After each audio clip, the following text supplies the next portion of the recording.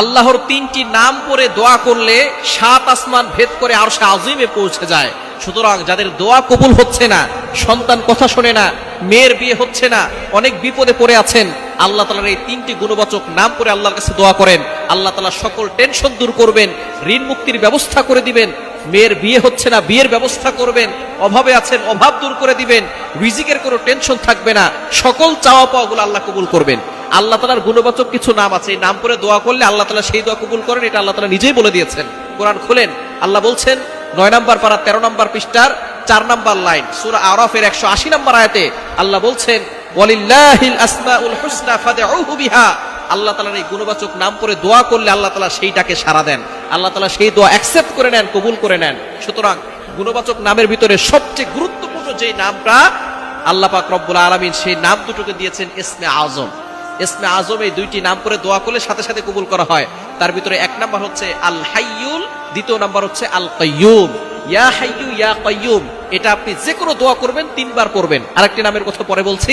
এই ইয়া হাইয়ু ইয়া কাইয়ুম এই দুইটি নামকে বলা হয় ইসমে আজম। এই দুইটি নাম আয়াতুল কুরসির ভিতরে রয়েছে। আয়াতুল কুরসি যত আয়াত আছে কোরআনের ভিতরে সর্বশ্রেষ্ঠ আয়াত হচ্ছে আয়াতুল কুরসি।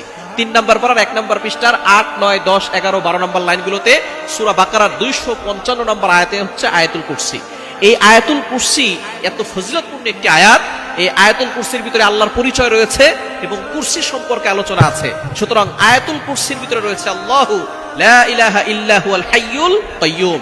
আল হাইয়ুল কাইয়ুম আল্লাহ তাআলার গুণবাচক দুইটা নাম, এই নাম দুটোকে বলা হয় ইসমে আজম। সুতরাং দোয়া করার শুরুতে আপনি ইয়া হাইয়ু ইয়া কাইয়ুম, আরেকটি নাম হচ্ছে ইয়া জাল জালালি ওয়াল ইকরাম। এই নামটা আমরা অনেকেই জানি, এই নামের ফজিলত সম্পর্কে আমরা অনেকে জানি।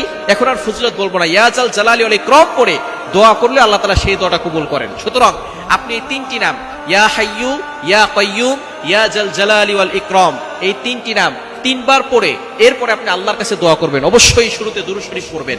দুরূদ শরীফ না পড়লে কোনো দোয়া আল্লাহর কাছে পৌঁছে না। এই দোয়াটা পেন্ডিং অবস্থায় থাকে, মুআল্লাকুন ঝুলন্ত অবস্থায় থাকে।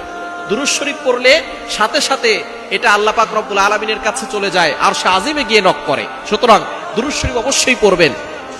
দুরুদের ভিতরে সর্বশ্রেষ্ঠ দুরুদ হচ্ছে দুরুদ ইব্রাহিম, যেটা নামাজের ভিতরে পড়ি, এটা পড়বেন। অথবা অন্যান্য দুরুদও পড়তে পারেন। আপনি দুরূদ শরীফ পড়বেন যে কোনো নামাজের পরে, অথবা তাহাজ্জুদের সময় আমলটা করতে পারেন। যে কোনো নামাজের পরে দুরূদ শরীফ 3 বার পড়বেন, পড়ে এরপরে আপনি ইয়া জাল জালালি ওয়াল ইকরাম ইয়া হাইয়ু ইয়া কাইয়ুম 3 বার করে পড়ে এরপরে আপনি আল্লাহর কাছে দোয়া করবেন। দেখবেন আল্লাহ তাআলা আপনার সকল চাওয়া পাওয়াগুলো কবুল করবেন। আপনি যত অভাবে আছেন অভাব দূর করবেন। মেয়ের বিয়ে হচ্ছে না, বিয়ের ব্যবস্থা করবেন। ভিসা হচ্ছে না, আল্লাহ তাআলা ভিসার ব্যবস্থা করবেন। চাকরি হচ্ছে না, আপনি চাকরির জন্য আল্লাহর কাছে দোয়া করেন, দেখবেন আল্লাহ পাক রব্বুল আলামিন চাকরির ব্যবস্থা করে দিবেন। এই আমলটা 3টা গুণবাচক নাম 3 বার করে পড়বেন। ইয়া হাইয়ু ইয়া কাইয়ুম ইয়া জাল জালালি ওয়াল ইকরাম ইয়া হাইয়ু ইয়া কাইয়ুম ইয়া জাল জালালি ওয়াল ইকরাম ইয়া হাইয়ু ইয়া কাইয়ুম ইয়া জাল জালালি ওয়াল ইকরাম। এভাবে 3 বার পরে এরপর আপনি আল্লাহর কাছে দোয়া করবেন। শুরুতে অবশ্যই দুরূদ শরীফ পড়বেন, দেখবেন আল্লাহ তাআলা আপনার সকল চাওয়া পাওয়াগুলো কবুল করে নেবেন।